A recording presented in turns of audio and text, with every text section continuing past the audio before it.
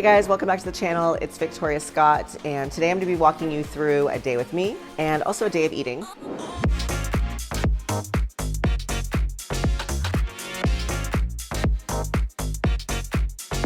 First and foremost, I did my morning routine.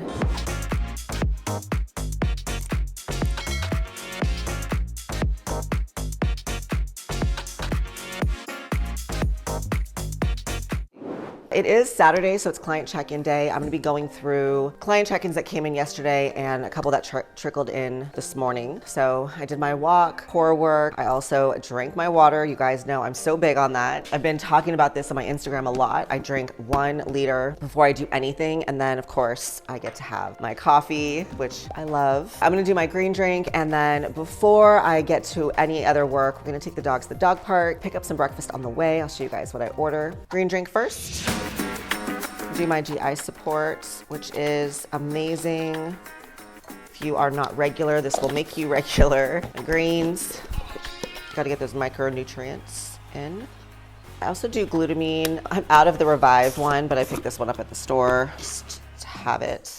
And then I also add in, this is a vitamin C powder for immune support. It's funny because it's actually tart, but when you add it to this combination of stuff, it just sweetens everything, which I'm gonna add our water. It's gonna put me at 1.5 liters for the morning already. Love this thing. Blend, blend, blend. It's ready for our walk.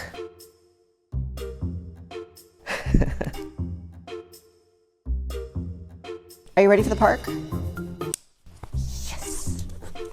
So we are at meal 1. Today we are taking the dogs to the dog park. I wanted to just swing by Starbucks to get something to eat. So for meal 1, I'm doing the spinach feta wrap and I'm also doing a double espresso. One of the reasons I like the spinach feta wrap is because, well, it tastes good, but it also does fit my macro splits. It's one of the higher protein breakfast options, has a moderate amount of carbs, and it's relatively low fat. I find that a lot of times in these fast food places, they tend to be lower on the protein side and higher on the fat side. So this is one really good option if you are just in a pinch. I'll even order this as an afternoon snack. If I'm out somewhere, I'm in a pinch. This is something that I would swing into Starbucks and get. It is delicious, and it's actually steaming hot right now, so I can't quite eat it, but you can see there's some eggs in there, some feta, spinach. It's delicious. So we're gonna take the dogs to the park, get some more steps in, then I'll see you guys at my next meal. This is one of our favorite parks to take the dogs to. It has a nice 1 mile loop, so sometimes we do 1 or 2 miles. They get steps in, we get steps in, keeps us in shape. It is Saturday, so it's a little bit of a mellow day for us. I usually have a lot of phone calls during the week, but I really try to keep my weekends in a similar routine as I have during the week. I think it's one of the biggest mistakes that people make in their fitness journey is the Friday, Saturday, and Sunday, all the habits and all the routine goes out the window, and then they spend Monday trying to get caught up, and then they have Tuesday, Wednesday, Thursday is good, and they kind of get stuck in this cycle of a little bit of progress and back a few steps. One of the things that was a game changer for me when I started was just to get onto a routine and keep my routine as consistent as possible on the weekends, with some flexibility, of course, right? You're gonna have some family stuff, you're gonna have some other things you wanna go do. I think it's really important to just keep with your food habits, sleep habits as best as you can, use that downtime for rest, recovery, do something productive. So we're just gonna do this loop right now, finish getting our steps in. I'm almost 8,000 right now. Then we're gonna head back home, answer a couple messages, and then head off to the gym.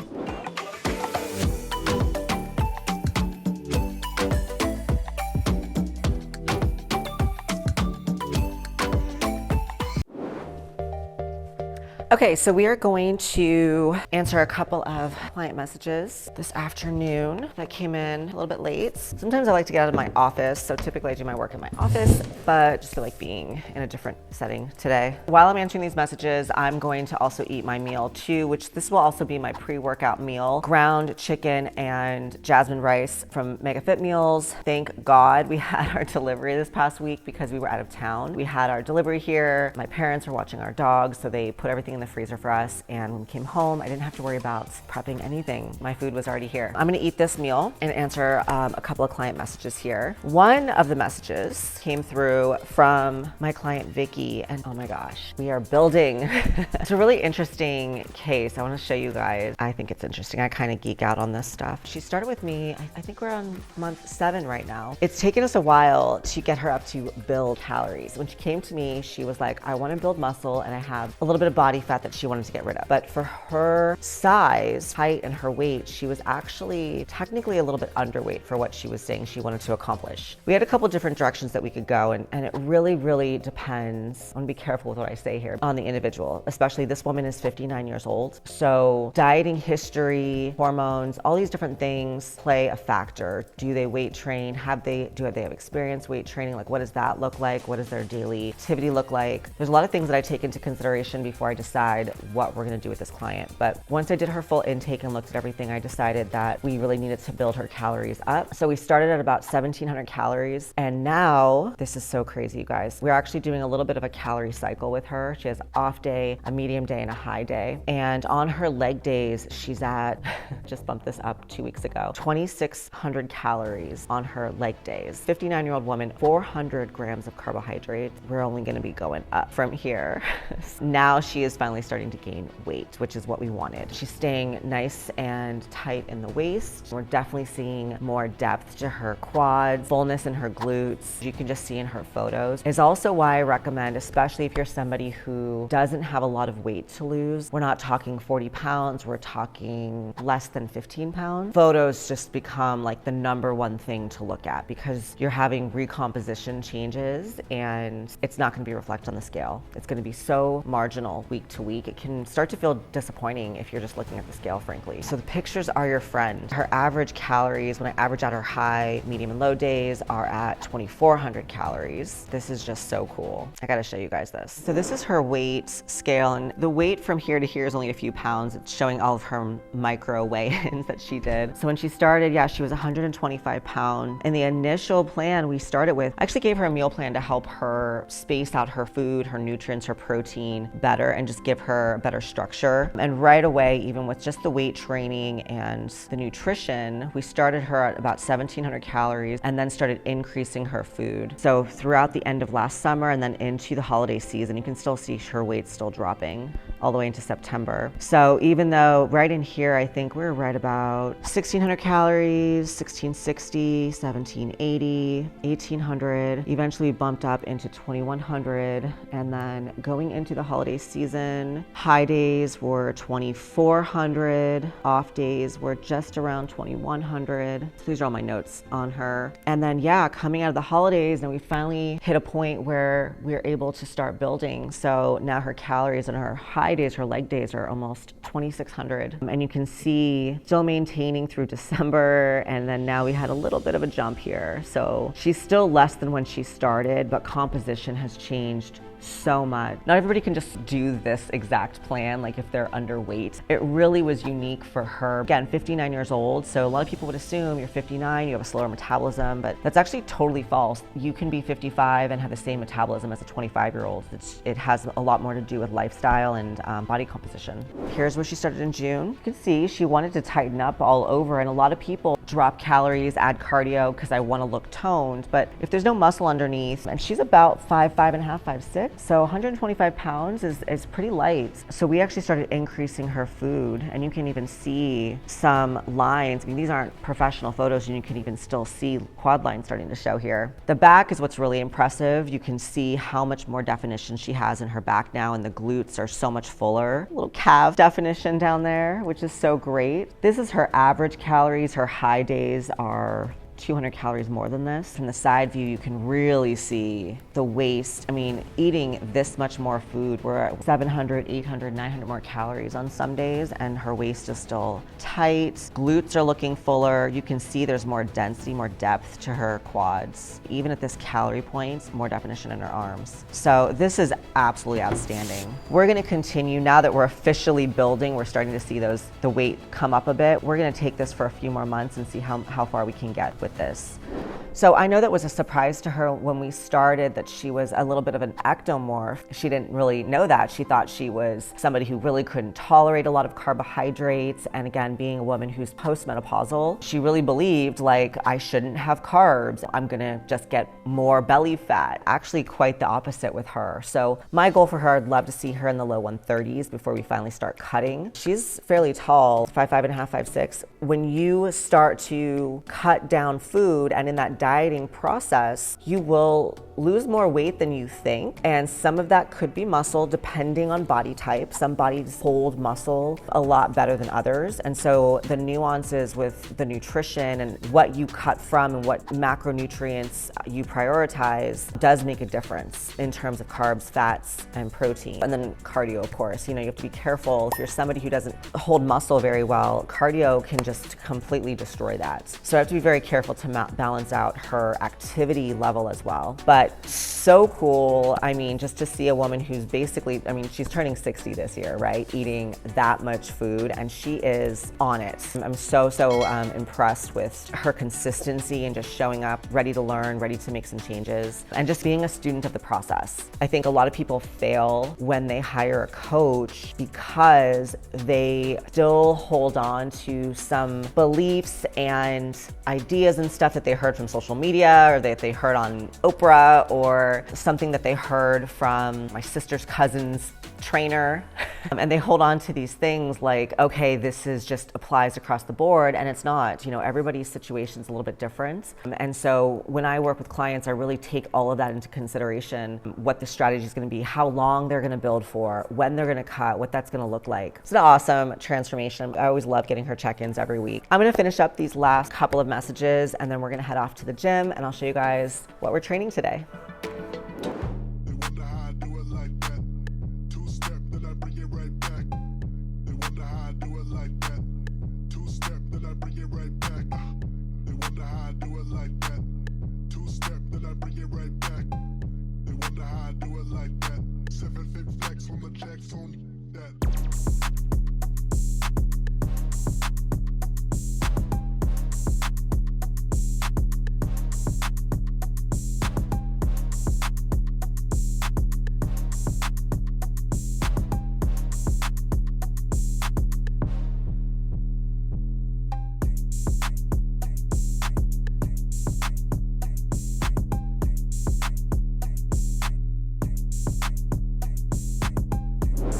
All right, so that wraps up the workout for today. We did back and shoulders, which felt so good because, to be brutally honest, after being sick and holidays and everything in December, it took me a while in January to get back into good groove. I actually just trained lower body when I could. Upper body took the back burner. It's not an area of focus for me, but I definitely noticed I lost some strength over the past 6 weeks. Just a little deflated. So it was really good to get back in the gym. I'm going to start a new training split next week, and I will be sharing that with you guys here on the channel. But I do plan on being in the gym 2 to 3 days for lower body and then 2 days for upper body, and then we'll see how that goes. We're gonna head back home right now. I'm gonna do my post-workout meal, and I'll show you guys what that looks like.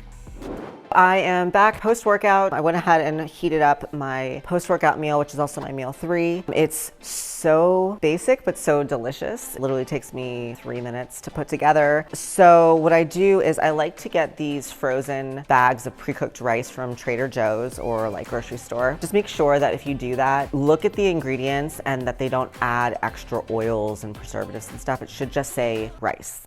So this one is like a mixed brown rice, black rice, red rice, and I think there's quinoa in here as well. So I portioned it out. Usually a full bag is 200 grams, which I'll have on my leg days, but this is upper body days. So I portioned it out. So just 150 grams of rice in this meal, 5 ounces of chicken. I use my pre-cooked chicken from Trifecta, which I love. It's super moist. Could just eat it out of the bag. I like to warm it up and get it crispy on the outside. And then I'm supposed to have 100 grams of fruit, but we have not gone grocery shopping yet. So I like to put some dried cranberries on here. That is just simple sugars post-workout. It's a great time to be adding that type of simple sugar in there. I think somebody down here is begging me for food. Hey, you. So yeah, this is a kind of a moderate sized meal for me post-workout. I'm starving, so I'm gonna put this down and then I'm gonna shower up and just relax for the rest of the day. All right, you guys, I am on meal 4. Just finished up a little bit of computer work and I'm winding down for the night. I was fortunate enough to have Brad cook for me, so he's laid out this nice display of steak from the grill tonight. So like I said earlier, I had a lighter breakfast, so I've kind of shifted those calories to this meal. Usually I would do about 4.5 ounces of steak. I'm gonna do 6 ounces of steak, and I'm also gonna do, this is just some jasmine rice, 150 grams. I've also got some peppers over there heating up. So I get these from Trader Joe's, just a frozen. Again, when you're buying veggies on the frozen side of things, just make sure that the ingredients always say the vegetable and there shouldn't be extra oils, preservatives and stuff in it, because that stuff will mess with your digestion and cause all kinds of problems. So those are sauteing, and I just season my veggies. I'm so simple. I love garlic, and I just use some pink sea salt. I salt everything, as you can see here. We love to salt our food.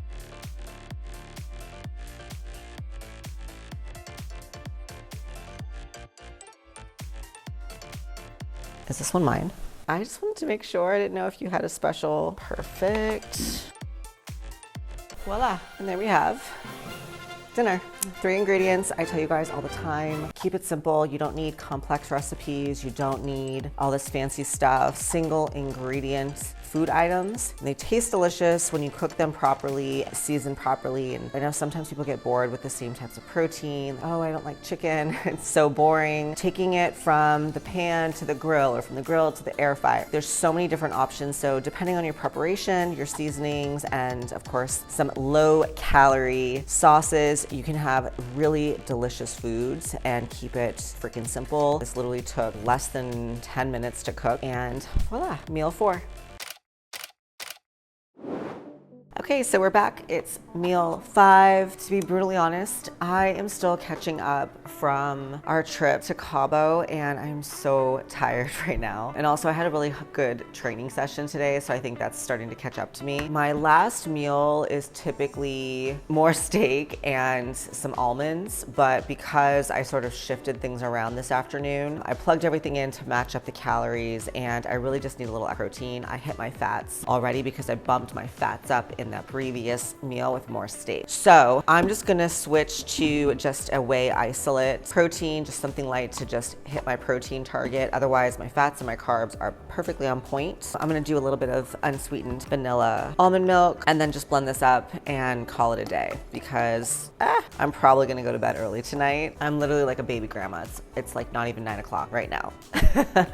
I'm using the Raw Nutrition dark chocolate, which I love this. I think it tastes like a brownie, depending on if you do like a creamy or if you cook with it. It's so delicious. I'm just gonna blend this up, make it a nice thick creamy dark chocolate shake, and then I'm gonna get to bed early tonight. Next time I'm gonna be showing you guys a day of eating for my leg day, which is my very, very high calorie, high carb day. I am completing my 2nd month of a lean build. As you can see, I'm not gaining like tons of weight. I think a lot of women have misconceptions around what a build should look like. And one of my signs of maintaining a good healthy body fat percentage during a build is to make sure that your waist stays tight. You're gonna feel a little watery, see a little extra size in that area, but anything more than like 1.5 inches for females around the waist, I think is too much. So my waist pretty much stays tight, and most of the weight, because we are going so gradually, is going to my legs and glutes, because that's the area that I've really been focusing on building. So if you're doing it right, if your nutrition's on point, if you are tracking and making sure your foods are coming from good sources, you're gonna maximize your muscle growth and muscle building capabilities. Ultimately, if you're training hard and you're not sitting there saying, oh, I have extra calories, so let me just, eat a donut and then let me eat all this junk food. That's not how a build should go. Just because you have extra calories doesn't mean you need to be eating like an asshole all the time. Can I say that on here? I do stay on point. I allow myself some flexibility here and there, a lot more than when I'm cutting, but I do feel my best when I'm eating how I eat in a cut and a build. It's just usually more of it and a little bit more flexibility when things come up in life. I'm gonna drink this, head to bed, and I'll see you guys next time.